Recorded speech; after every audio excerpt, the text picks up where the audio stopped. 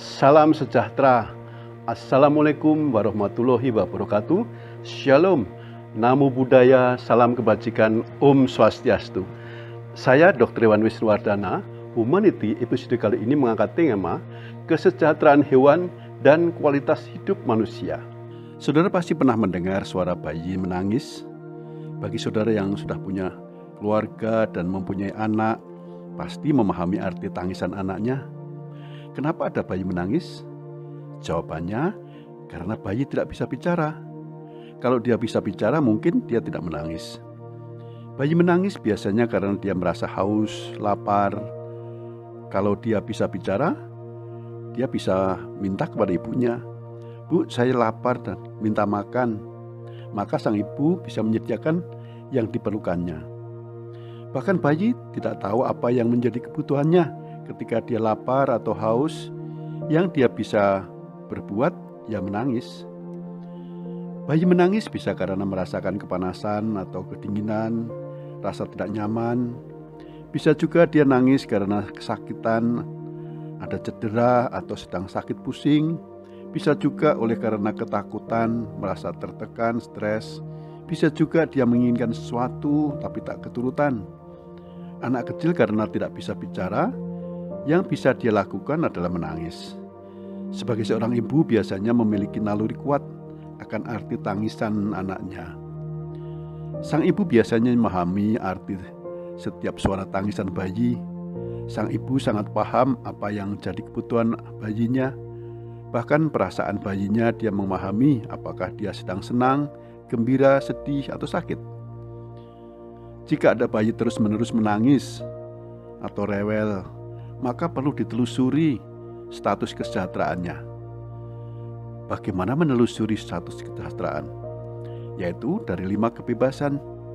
1. Sudahkah dia bebas dari haus dan lapar? 2. Sudahkah bebas dari rasa tidak nyaman, kepanasan, kedinginan, atau pampersnya sudah penuh, pipis, dan kotoran? 3. Sudahkah bebas dari rasa sakit, cedera, dan penyakit seperti giginya sakit karena sedang tumbuh, pusing karena infeksi flu, sakit perut, dan sebagainya? 4. Sudahkah bebas dari rasa takut dan stres?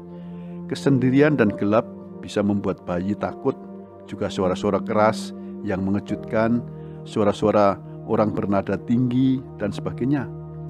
5. Sudahkah anak bisa berekspresi alami? Anak membutuhkan bermain. Di usia di bawah 2 tahun adalah masanya bereksplorasi. Dia belajar merayap, merangkak, belajar berjalan, memasukkan benda-benda ke dalam mulutnya.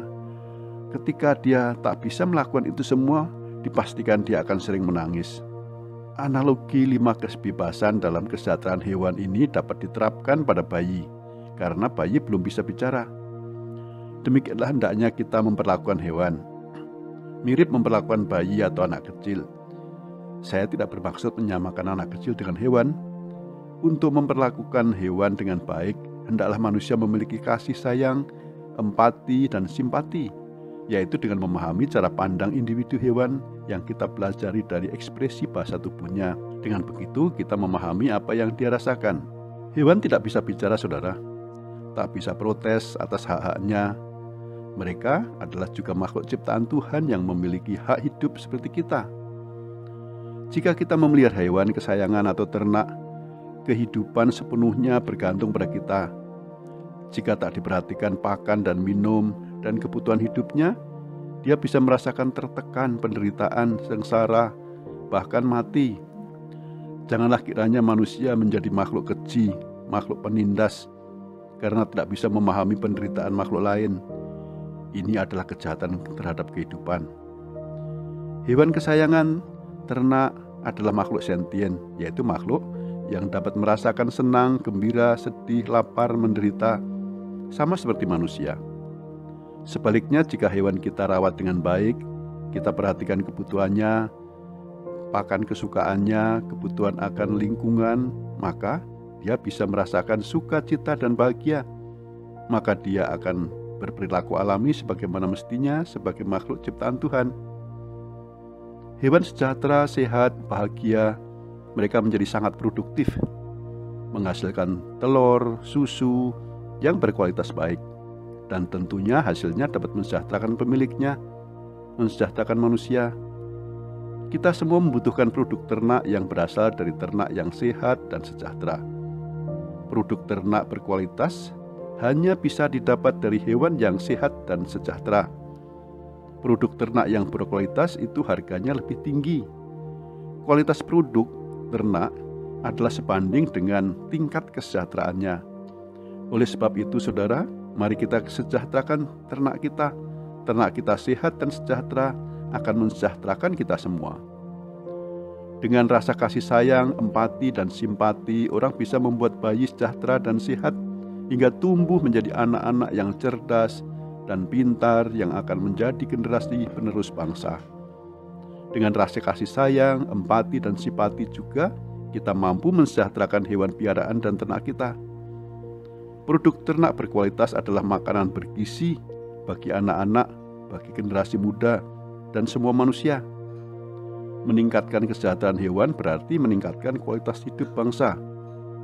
Kata bijak tak terlupakan dari Mahatma Gandhi mengatakan, bangsa besar dan bermoral bisa dilihat dari cara hewannya diperlakukan. Ada firman Tuhan tertulis, kasihilah sesamamu manusia seperti dirimu sendiri. Jika saja semua orang bisa mempraktekkan cinta kasih seperti yang firman Tuhan ajarkan, betapa indahnya hidup ini. Salam sehat, salam sejahtera, shalom, waalaikumsalam warahmatullahi wabarakatuh, namo buddhaya, salam kebajikan, Om Santi Santi Santi Om.